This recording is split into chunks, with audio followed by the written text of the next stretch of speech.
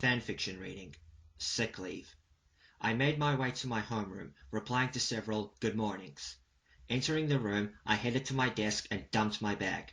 Sitting down, I ran my hands over my hair. Just one more year. Good morning, Shigeru-chan. I looked up and saw Ui.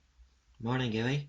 Can you really believe it's our final year? She asked, smiling. I know. Where has the time gone? I replied. I then saw the love of my life walk in. When our eyes met, I smiled and waved. She quickly came over.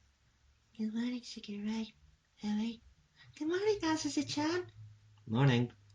The three of us exchanged a bit of chit-chat for a while until our teacher came in. After school, I packed my things away, getting ready to leave. Azusa was doing the same. Swinging my bag over my shoulder, I bade her farewell. She nodded. I then noticed a sad look in her eyes. Concerned, I headed over to her. Azusa. She looked up at me. Yes? You okay? Yes, I'm okay. I stalled for a few seconds, then decided not to push it. Okay. Have fun at your club. She smiled. Sure. See you tomorrow. She then headed out. I stayed where I was. It had been a few months now since Yui Senpai and the others had left for college. Azusa was devastated when they left, and was still trying to come to terms with the fact that they were no longer here. I tried to be there for her as much as I could, while also trying not to be too pushy with things. I was really worried about her. I knew that she loved the seniors dearly. Shaking my head, I headed out of the room. When I reached the gate, I stopped and looked back. I couldn't shake that look I'd seen. What do I do? I wanted to support her through this, but I also didn't want to be too in her face lest I annoy her. I guess I'll just keep an eye on her. I then proceeded home. As I neared my apartment, I started feeling strange. I paused and felt my forehead. I felt a bit warmer than usual. Quickly heading inside, I found my thermometer and checked my temperature. 37.5. I'd heard that a cold had been going around. There were a few students who had been off school. Was I next? I guess I'll know tomorrow. I carried on as normal for the rest of the evening. When my alarm went off the next morning, I struggled to switch it off. I knew then that I had been hit. Forcing myself up, I got the thermometer again. 39.3. That's pretty high. Putting it back, I trudged back to bed. Dropping back down, I got my phone and called the school. Informing my teacher that I wouldn't be in today, I lay flat, panting. My head felt like it was in flames, and my body ached. I was feeling terrible. It couldn't have waited until later, could it? Today was a Saturday, a half day for Sakura High. My eyes closed and I blacked out. When I came to again, a frantic pounding met my ears. I then heard my name. Realizing that someone was at the door, I pulled my heavy body up and went over. I was really unsteady and had trouble keeping a straight line. Lacking the energy to see who it was, I unlocked and opened the door. I was greeted with a worried Azusa. Hi, I managed to say. I struggled to stay on my feet. My legs felt like lead weights. I then started coughing. Shigeru. Dumping her things, Azusa grabbed me and led me back to my room. Lying me down, she felt my head. You're burning up. Do you have a thermometer? Bathroom. Medicine cabinet. She hurried out. Great. Now I've got her worried. She returned quickly. I held the thermometer in my mouth until it beeped. 39.5. She grabbed my hand. When did this come on? Sometime this morning, I think. I was a little warm when I got back yesterday, but I didn't feel the brunt of it until I woke up. Azusa left again and returned with a face cloth and a bowl of water. Wetting the cloth, she draped it over my head. I tried calling you earlier. Didn't you hear it? Reaching out, I found my phone and checked my history. I had 3 missed calls from Azusa. Sorry, I was totally out of it. I got the news from my teacher. I've been thinking about you all day. I looked away. Great, now I feel really bad. She pulled my face back and smiled. It's okay. You couldn't help it. I heard that something had been going around. Do your parents know you're here? I've let them know. I'm staying here for the day to look after you. Oh, please don't do that. I'm gonna feel even worse. She put a finger up at my mouth. No arguing. Let me do this. And what if you catch this? She smiled again.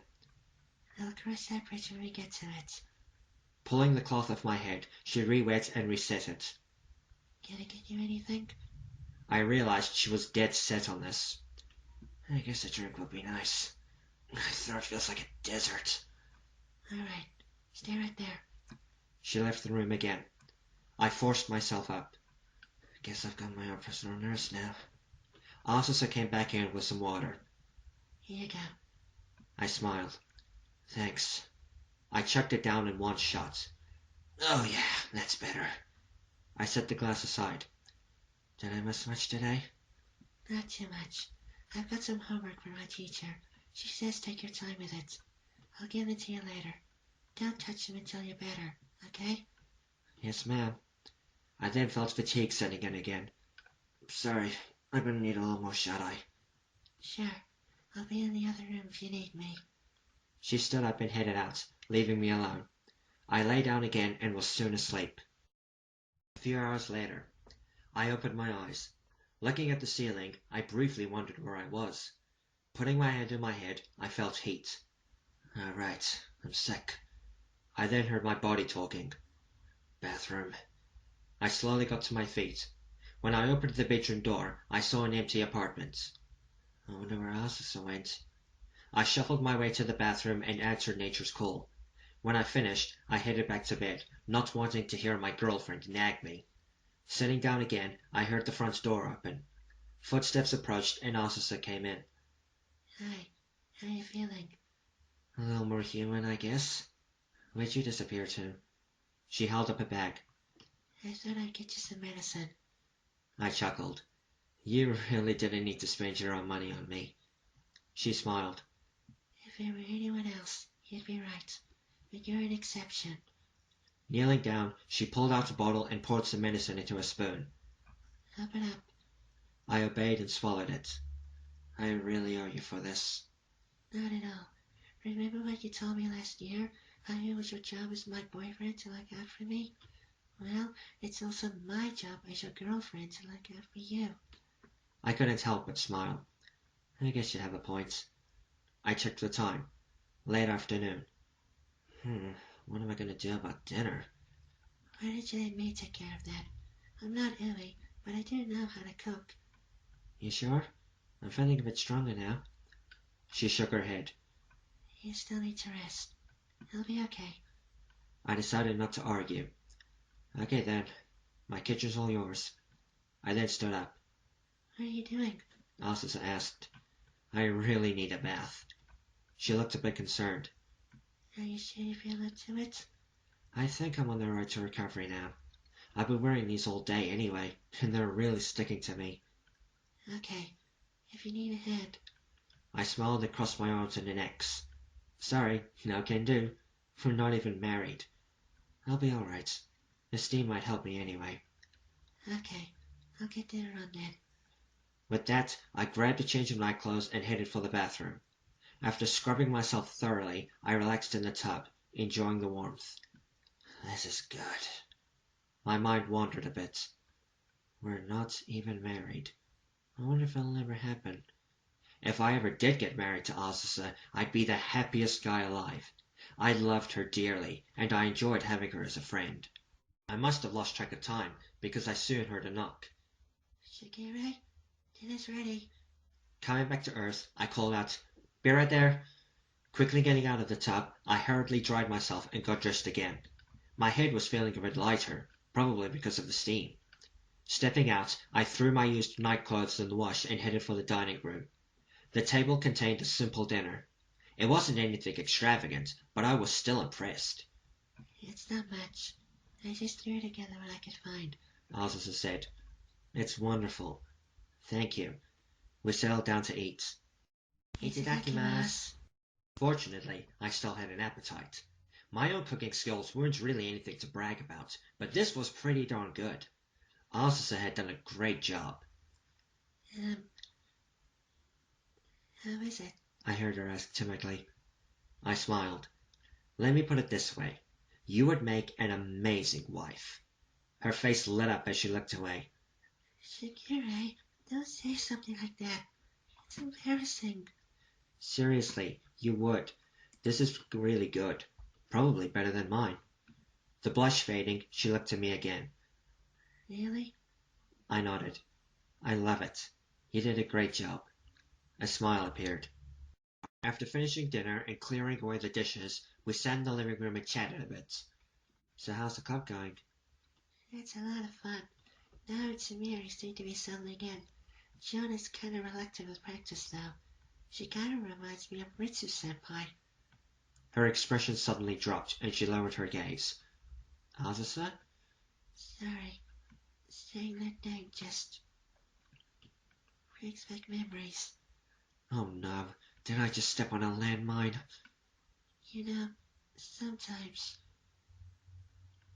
when I arrive at the clubroom first, I can still see them. All the cheer disappeared from her face. I can hear them too. It's as if they're still there, like they've never left. I saw tears forming. I know it's been months now, and I really enjoy having Emmy and the others in the light music club, but She choked on a sob. it's just not the same. I grabbed hold of her and pulled her close. Her arms wrapped around me. Azusa. I felt her trembling. I'm sorry, Shakira. I just miss them so much. Shh, don't talk. Just let it go, I whispered. Tightening her hold on me, Azusa dropped her restraints and broke down. The apartment filled with the sound of her cries. I said nothing. I just held her and stroked her head. Why did I have to ask about the club? I seriously felt like the biggest idiot alive. We stared like this for a number of minutes until Azusa's sobs began to lessen. I'm sorry, Shakira. I should be getting over this. Hey, don't apologize. You miss them, I know that. It's okay, I assured her. Once she had calmed down, I pulled her up. I'm sorry for asking. I don't know what I was thinking. Wiping away her tears, she put on a smile. It's okay. Things just slip out sometimes. She took a few breaths. Thank you. I feel better now. She then checked the time. Oh, is that late? I better get going. Getting her things, she prepared to leave. Oh, I almost forgot. She pulled out some notes. Here's the homework I was to give to you. Thanks. I should be able to get cracking on it tomorrow. I put them aside. You sure you're feeling better? She smiled. Yeah, I guess I just needed to get that off my chest. Hey, don't forget. You ever need a shoulder to cry on, you just let me know. I will. She opened the door. Well, I'm off now. Get ready quickly. I should be back to normal by Monday. Right. Good night, then. See you around. Thanks for everything. After locking the door, I put the notes in my room and gulped down some more medicine before settling down for the night. The following Monday, I leant back against the door of the light music club room, waiting. It was before classes were due to start. I had now fully recovered from my cold, and was really hoping I had not passed it on to my beloved. Pulling my phone out, I checked the message I'd sent her the previous day. Do me a favor. Go to school a bit earlier tomorrow and head to the light music club room. Someone will be waiting for you. I couldn't help smiling. She had asked whether I was coming, and I'd said I would see how I felt in the morning. I then picked up the sound of approaching footsteps. A head of black hair appeared. When Azusa saw me, her face lit up. Good morning, I said, smiling at her. Setting her guitar aside, she threw her arms around me. I held her tightly. I should have known it would be you, She said. That's what surprises are for. She looked up at me. So you're back to normal now? Stooping down a bit, I lifted her up and spun around a few times before setting her down again.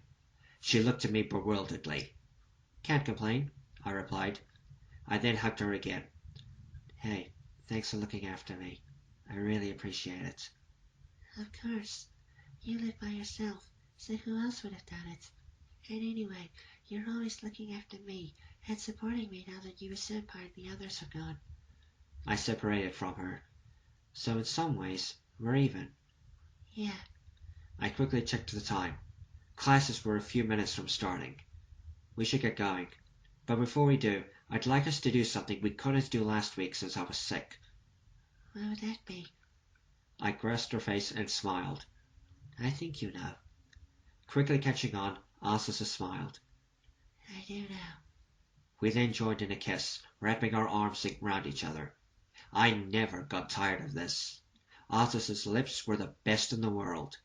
When we had finished our kiss, we gave a quick I love you to each other before heading to class. The end.